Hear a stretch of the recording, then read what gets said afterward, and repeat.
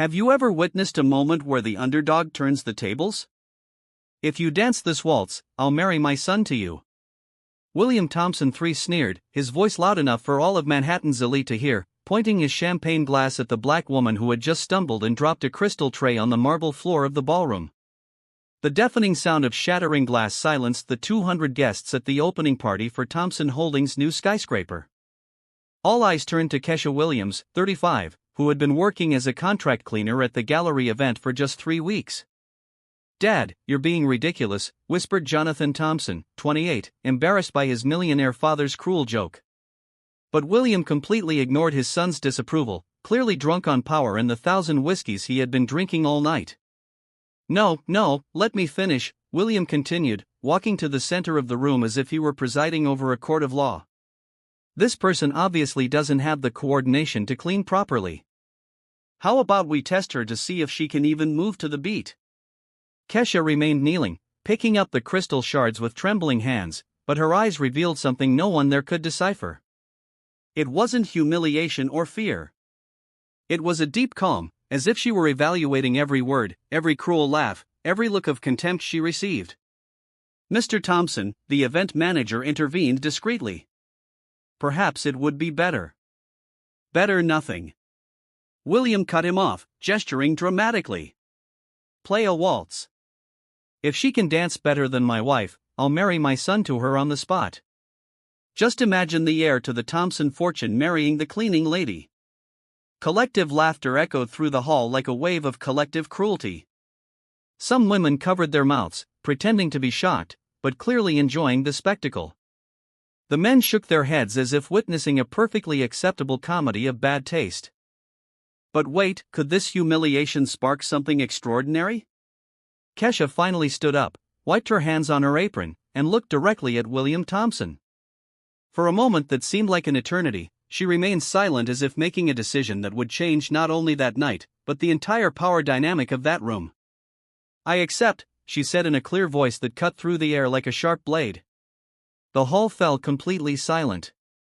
Even the orchestra stopped playing, confused by the unexpected turn the situation had taken. William blinked several times, thinking he had heard wrong. "What did you say?" he asked, his arrogance momentarily shaken by the unexpected response. "I said, I accept your challenge," Kesha repeated, now with a subtle smile that sent an inexplicable shiver down the spines of some of the guests.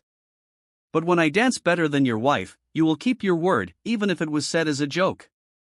At that moment, while everyone mocked and laughed even louder, thinking they were witnessing the biggest embarrassment of the decade, no one noticed the familiar gleam in Kesha's eyes. The same gleam that had once mesmerized audiences on some of the world's most prestigious stages before a single night of tragedy completely changed the course of her life.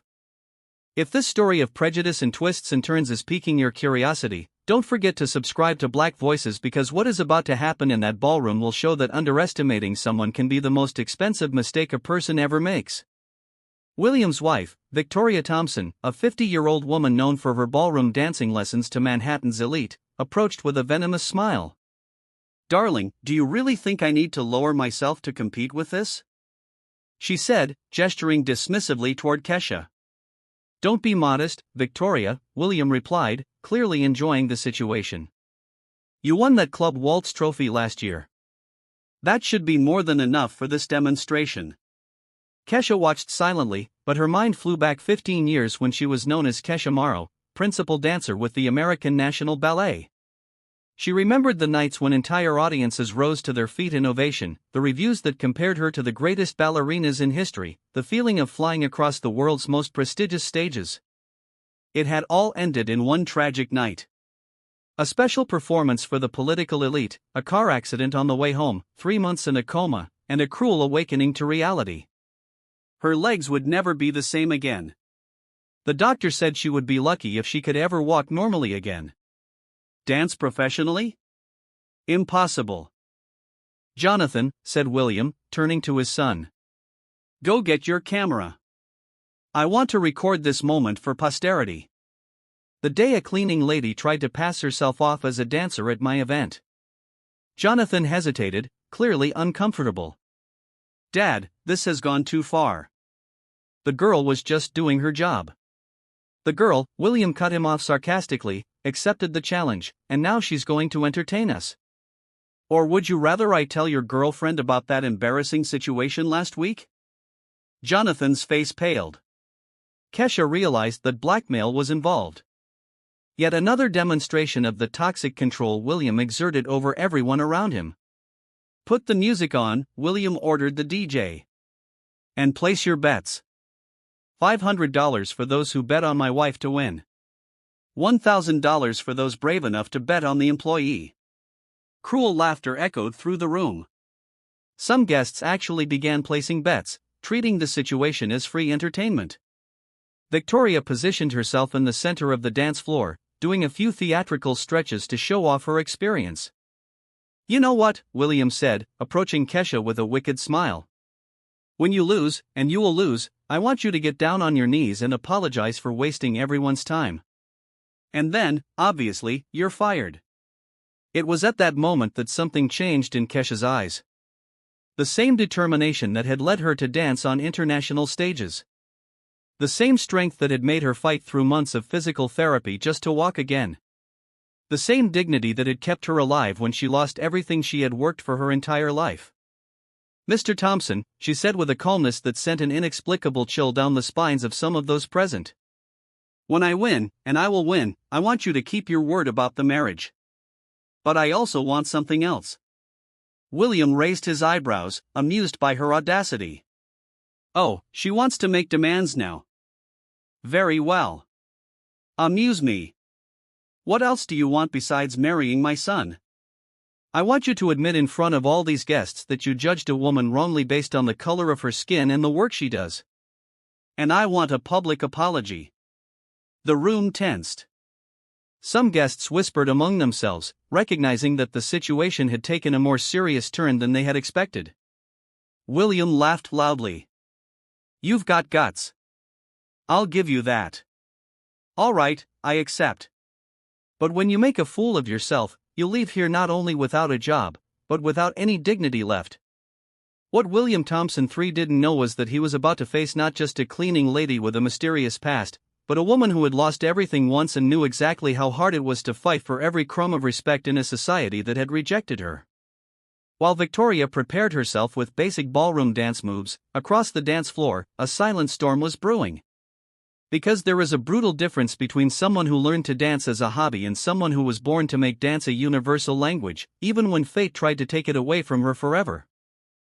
Hold on, could this be the moment Kesha reclaims her legacy? While Victoria warmed up with basic ballroom dance moves, Kesha stood motionless in the corner of the dance floor.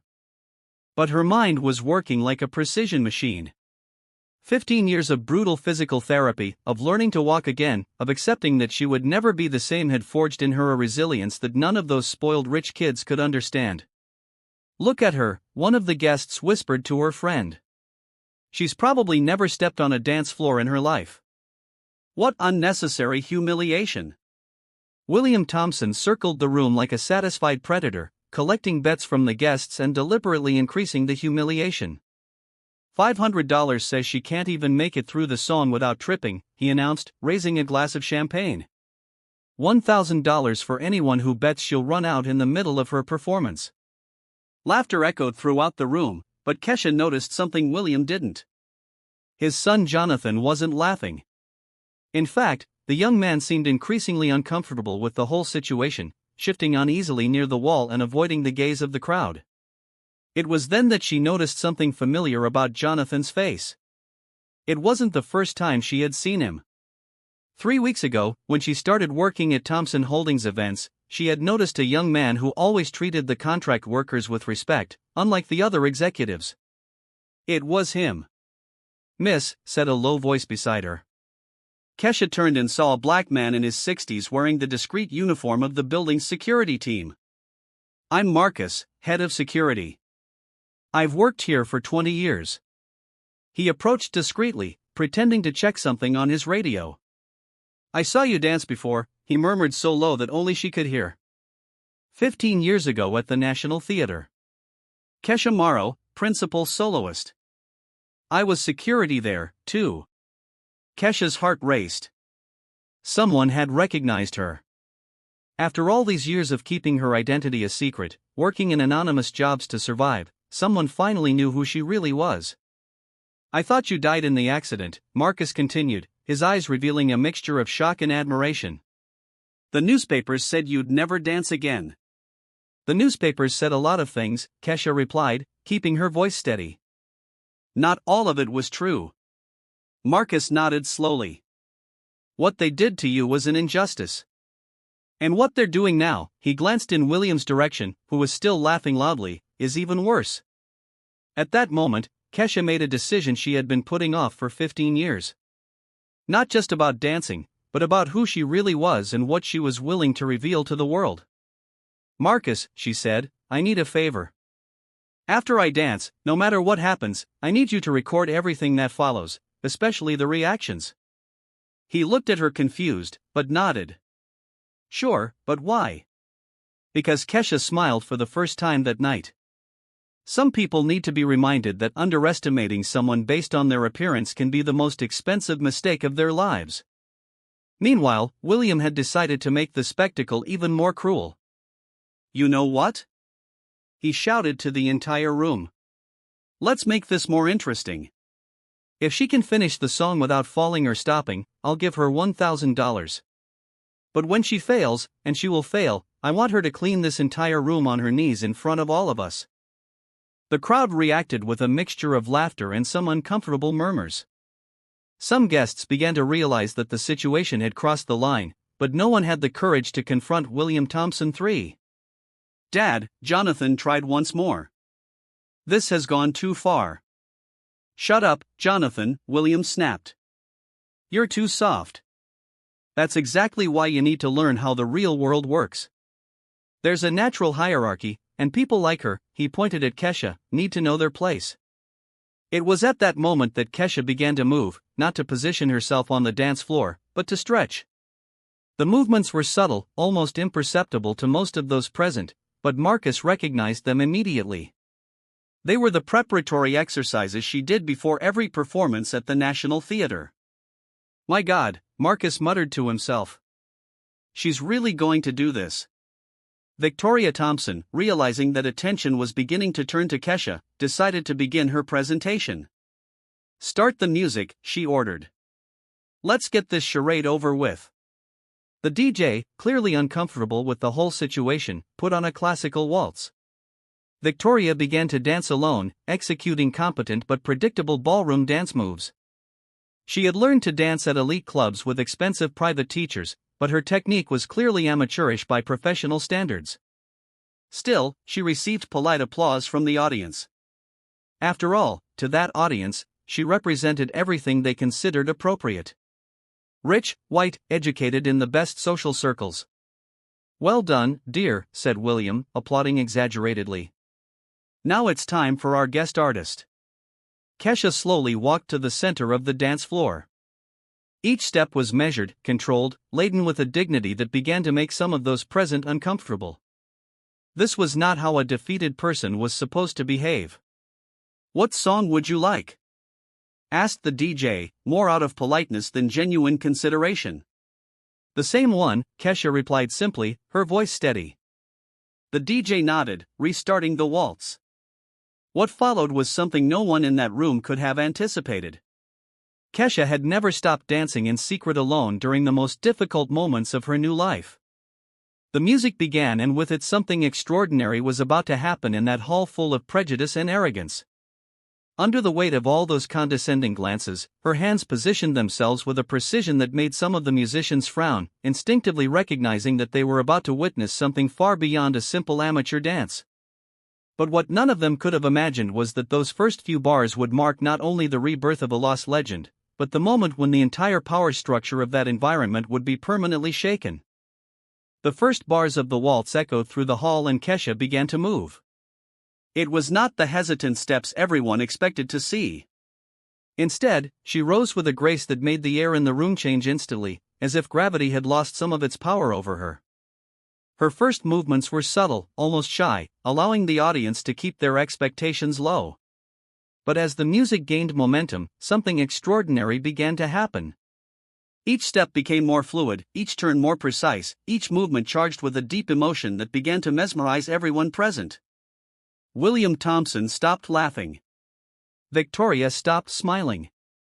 The entire room began to realize that they weren't watching a cleaning lady trying to dance. They were witnessing an artist reclaiming her place in the world. "My God," someone in the audience murmured. She's exceptional." Kesha performed a sequence of pirouettes that would be challenging for any professional ballerina, followed by a grand jeté that lifted her into the air with a lightness that defied physics. These were not ballroom dance moves. This was classical ballet of the highest order, masterfully adapted to the waltz. Marcus, keeping his promise to Kesha, had discreetly positioned his cell phone to record not only the performance, but the audience's reactions, especially the reactions of William Thompson, whose face had gone from scorn to confusion, then to something close to terror. "This is impossible," William whispered to himself, his voice catching. "Who the hell is this woman?" It was when Kesha performed the final sequence of her old National Theatre performance, a combination of movements that had been her trademark, a unique fusion of classical techniques she had created herself, that the truth began to strike some of those present like a bolt of lightning. "Wait a minute," said a woman in the audience, a patron of the arts who attended every major cultural event in the city. "I know those moves. I've seen that sequence before, but where?" Jonathan Thompson was completely mesmerized, his camera capturing every second of the performance. Unlike his father, he recognized genius when he saw it, regardless of who displayed it. When the music reached its climax, Kesha performed a series of fouettes, continuous turns on one leg that left the entire audience speechless. These were movements that required not only perfect technique, but years of training and extraordinary physical strength. The music came to an end and Kesha finished in a pose that was simultaneously powerful and vulnerable. Her arms outstretched, her head held high with absolute dignity. Her breathing controlled despite the intensity of the performance. The silence that followed lasted an eternity. It was the kind of silence that occurs when an audience witnesses something that transcends their wildest expectations. Then slowly, one person began to applaud, then another. Within seconds, the entire hall was on its feet, applauding with an intensity that made the windows rattle. "Bravo!" someone shouted. "Extraordinary!" echoed another. William Thompson was pale as a ghost, realizing that he had just been completely humiliated by someone he considered inferior. Worse, he had done so in front of Manhattan's elite, who now looked at him with a mixture of disapproval and embarrassment. It was at that moment that Marcus approached Kesha, still recording. "Ladies and gentlemen," he said loudly enough for everyone to hear. "Allow me to introduce Kesha Maro, former principal soloist with the American National Ballet." The name echoed through the hall like a bomb. Several people gasped, others let out exclamations of shock.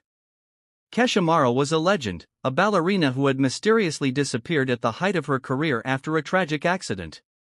"Impossible," Victoria Thompson stammered. "Kesha Maro is dead. Or at least she never danced again after the accident." "Clearly," said Kesha, finally breaking her silence. "The rumors of my death have been greatly exaggerated." The crowd laughed, but William Thompson wasn't finding it funny at all. The reality of what had happened began to hit him like a freight train. He had publicly humiliated one of the greatest entertainers in American history. And worse, he had done so on tape. "Mr. Thompson," Marcus said, still holding the cell phone. "You said that if she danced better than your wife, you would marry her to your son. I believe this entire audience can attest to the fact that the condition has been more than met." Jonathan, realizing where the situation was going, approached Kesha. "Miss Maro," he said, "I would like to publicly apologize for my father's behavior. It was inexcusable." "Jonathan, shut up!" exploded William, his mask of control finally slipping completely. "You will not apologize to anyone, especially not to her." It was at that moment that Kesha revealed the true extent of her plan. "Mr. Thompson," she said calmly, "I believe we have a marriage proposal to discuss." "After all, a man of your standing surely keeps his word, doesn't he?" The audience fell silent, realizing they were witnessing something much greater than a simple display of talent. You must be crazy if you think I'm going to honor a drunken joke, William growled, his arrogance returning in the form of desperation. Ah, but it wasn't a joke, Kesha said, smiling. Marcus, could you play back the recording of Mr. Thompson's statements from tonight? Marcus held his cell phone high enough for everyone to hear as he played back the clear recording of William making the bet, doubling the conditions, increasing the humiliations, and publicly declaring that he would marry his son to her if she won the challenge. And here he is confirming the terms, the recording continued. Even after I specified that he would have to keep his word. The audience murmured, some laughing nervously, others clearly embarrassed by the situation William had created for himself. That's blackmail, William shouted, completely losing his composure. No, Kesha corrected calmly. This is accountability. You made a public bet with clear terms in front of 200 witnesses. Now you have to decide if you are a man of your word or if your reputation is worth less than your prejudice. Jonathan moved closer to Kesha. Miss Maro, he said, if you will allow me, I would like to honor my father's word. Not because I am forced to, but because any man would be honored to marry someone of your talent and dignity. The audience murmured, surprised by the unexpected romantic turn. William was now visibly shaking with rage. Jonathan, if you do this, you're out of the company, out of the family, out of everything. Then so be it, Jonathan replied, extending his hand to Kesha. Some things are more important than money, Dad. Like having integrity. Kesha looked at the outstretched hand, then at the audience, then at William Thompson, who was clearly having what appeared to be a nervous breakdown in public. Mr. Thompson, she said, 15 years ago, people like you decided I had no value after I became imperfect. Today, you tried to humiliate me based on the color of my skin and the work I do to survive. But you know what I've discovered? True nobility doesn't come from inheritance or bank accounts. It comes from how we treat other human beings when we think no one is watching. She turned to Jonathan. Your son seems to have learned that lesson despite your best efforts. As for the proposal, she smiled. I'll accept dinner with him, but marriage? Well, that's something two people decide together based on love and respect, not humiliating bets. The audience erupted in applause again. But this time, it wasn't just for the dance. It was approval for the dignity and wisdom Kesha had shown. William Thompson, realizing that he had lost not only the bet but the respect of everyone present including his own son, muttered something about leaving it to the lawyers and left the hall followed by Victoria, who was clearly mortified by the whole situation. Marcus stopped recording and approached Kesha. This is going to be very interesting when it hits social media, he said with a smile. And as Manhattan's elite continued to process what they had just witnessed, a lesson in prejudice, humility, and the difference between social class and true class, one question remained in the air. How would William Thompson, a man who built his empire on his reputation, deal with the fact that his arrogance and prejudice had been exposed in the most public and humiliating way possible, and that this exposure was about to spread far beyond that ballroom? Marcus' recording spread across social media like wildfire. In less than 24 hours, Millionaire humiliates legendary ballerina had become a worldwide trending topic, racking up millions of views and indignant comments. William Thompson III woke up the next day to discover that his company had lost $3 million contracts overnight. His partners were demanding an emergency meeting and his wife Victoria had locked herself in their bedroom, refusing to appear in public. Dad, Jonathan said when he found his father in his office surrounded by newspapers with devastating headlines. The board has voted. You have 1 hour to resign or you will be removed by force. William looked at his son, seeing for the first time not submission, but determination. You did this, he murmured. You betrayed me. No, Jonathan replied calmly. You betrayed yourself the moment you decided your arrogance was worth more than your humanity. Meanwhile, Kesha was being bombarded with offers. 3 international ballet companies wanted her to choreograph special performances. Lincoln Center had called offering a solo event. Hollywood producers